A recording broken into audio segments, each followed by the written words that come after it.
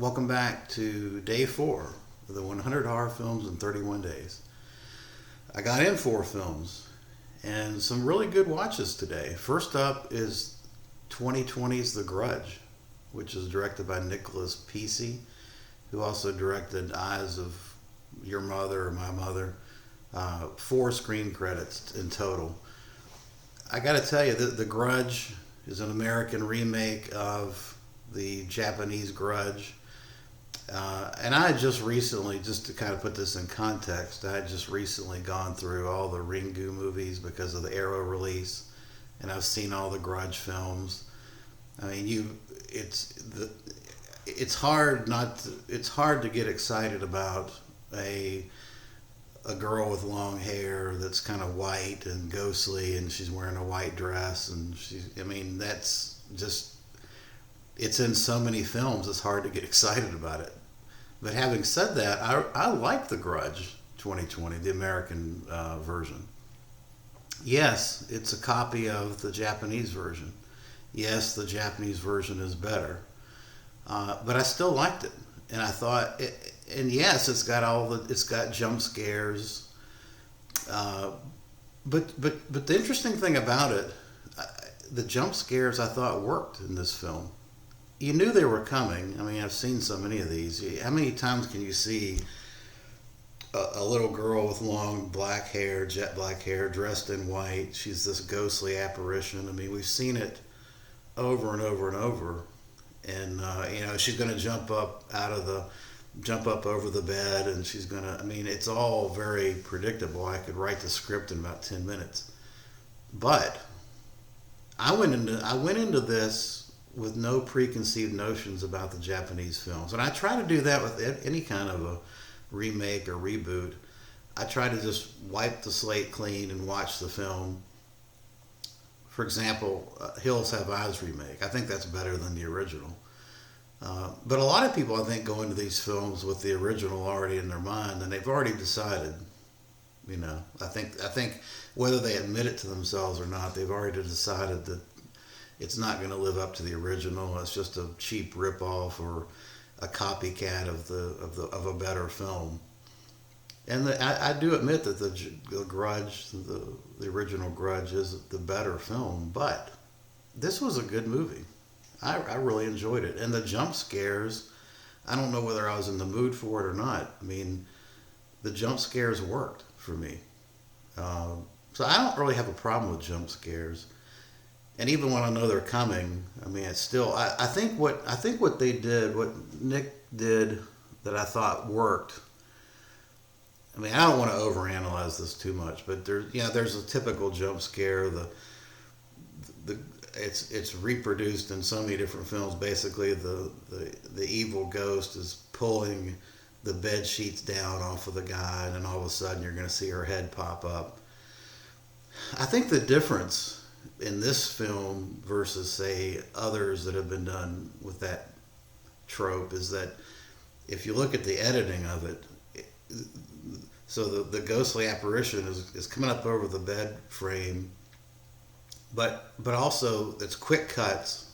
They're all quick cuts, but it's also the apparition is moving towards the camera quickly, and it's quick cut. Anyway, even though I knew those jump scares were coming, they worked for me. I liked the story. I liked the fact the story basically is a haunted house thriller where a previous family was murdered, and one of the people came from Japan and brought the evil with them, kind of tying it into the original Grudge. Yeah, I mean, I know this film gets bad reviews and things, but I just thought it was well acted. It was well done, and even the jump scares I thought were done very well. I mean, if you're going to have jump scares, do them well, and I thought Nick Pesce did them well. So I'm going to leave it at that. I'm probably going to catch hell for this, but I do like The Grudge 2020. I gave it a 7 out of 10. I mean, on Letterboxd, if you look at it, I mean, I'm definitely in the minority, on this one.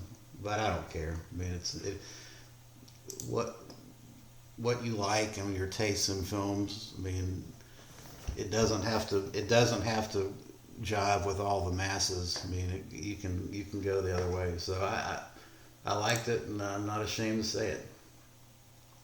Next up is 1991's The Pit and the Pendulum, directed by Stuart Gordon and starring Lance Hendrickson. This is a full moon film.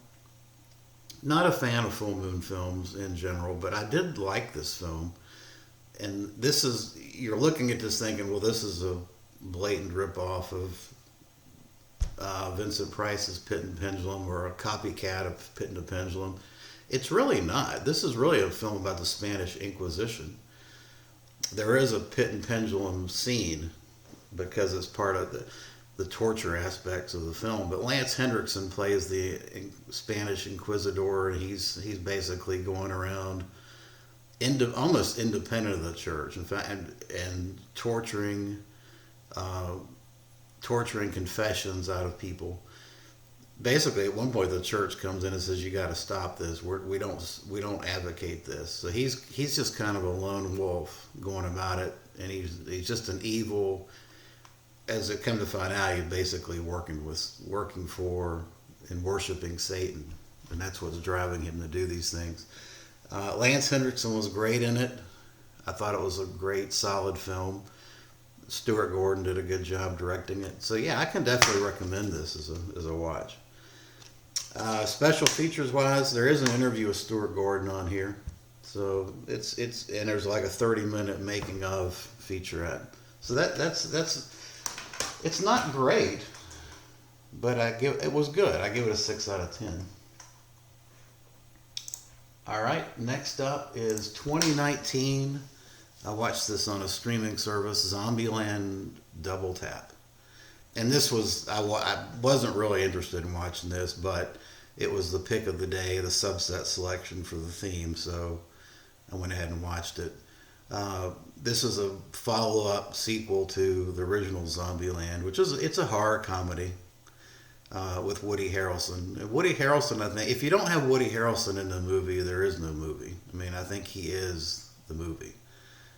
He plays, I think it's Tallahassee, but basically it's just a running series of one-liner jokes, some political, some not, and then in between all the joke making, you've got shooting of zombies. And the action in this one is a little faster, I thought, than the first film.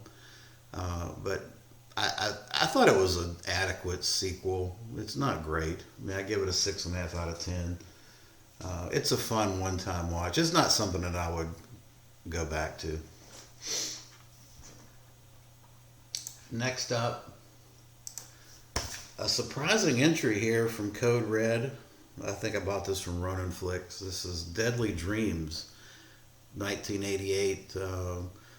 Ghostly slasher. I hadn't seen this before, and I really enjoyed it. It's directed by a lady named Kristen Nicholson.